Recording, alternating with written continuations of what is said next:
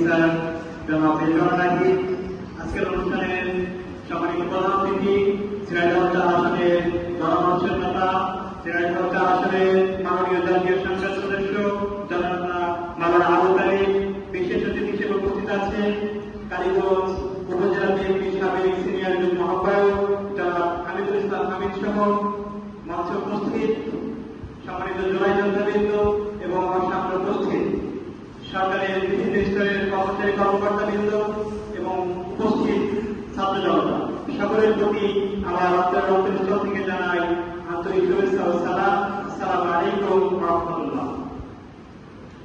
আমি আমার বক্তব্যের প্রথমেই স্মরণ করছি 2024 সালের মহান জুলাই অভ্যুত্থানে যারা তাদের জীবনকে উৎসর্গ করেছেন এই দেশের জন্য সেই সকল শহীদদের প্রতি।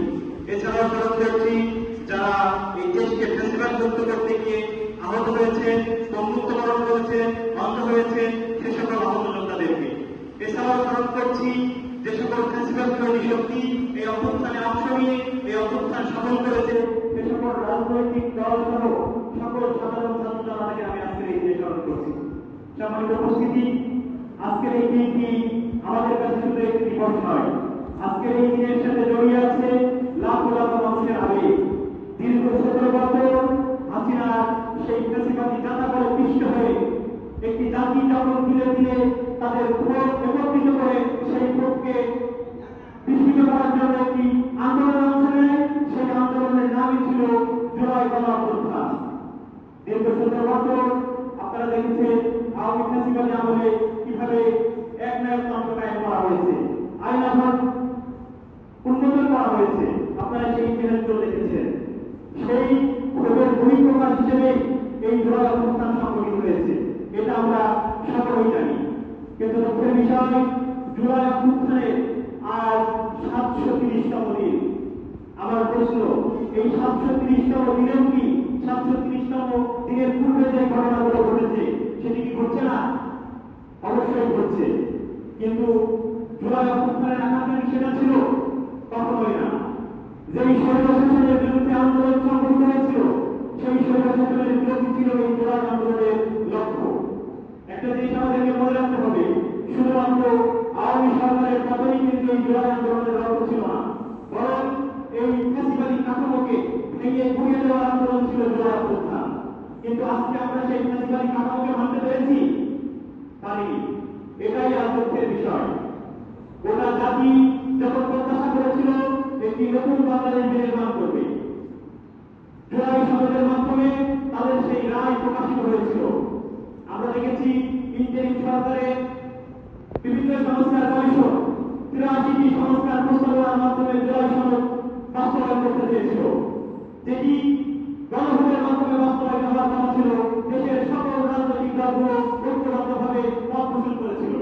আমরা দেখেছি বর্তমান প্রধানমন্ত্রী মাননীয় প্রধানমন্ত্রী জনাব তারেক রহমানও ভোটের আগে বলেছিল গণভোটে হ্যাঁ দিতে।